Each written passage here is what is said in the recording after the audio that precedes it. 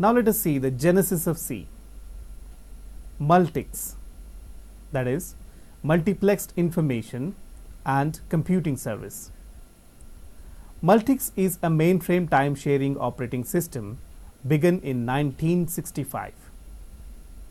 Multics started out as a joint venture between MIT, General Electric and Bell Labs. It was a research project and was an important influence on operating system development.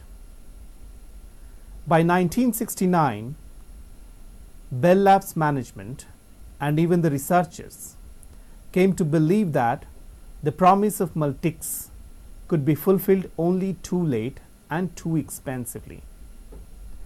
Even before the GE645, Multics machine was removed from the premises of Bell Labs, an informal group led by Ken Thompson had begun investigating alternatives. In 1969, Ken Thompson and Dennis Ritchie designed a file system for the Bell Labs in order to provide a more convenient environment for programming. This file system evolved into an early version of the Unix operating system.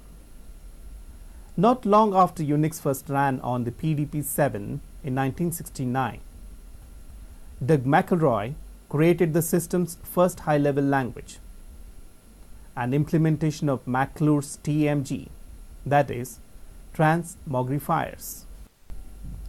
TMG is a language for writing compilers in a top-down recursive descent style that combines context-free syntax notation with procedural elements. Challenged by McElroy's feat in reproducing TMG, Thompson decided that Unix, possibly it had not been even named yet, needed a systems programming language. In an attempt at Fortran, he created instead a language of his own, which he called B. Language B was in turn influenced by BCPL, that is, Basic Control Programming Language of Martin Richards. Its name most probably represents a contraction of BCPL. In 1971, Dennis Ritchie made extensions to language B and also rewrote its compiler to generate PDP-11 machine instructions instead of the threaded code. Thus, the transition from B to C was contemporary with the creation of a compiler capable of producing programs fast and small enough to compete with assembly language. By early 1973, the essentials of modern C were complete.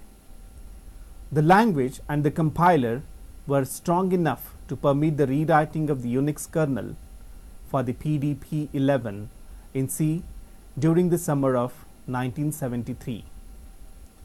Also, during this period, the compiler was retargeted to other nearby machines, particularly the Honeywell 635 and IBM 360-370.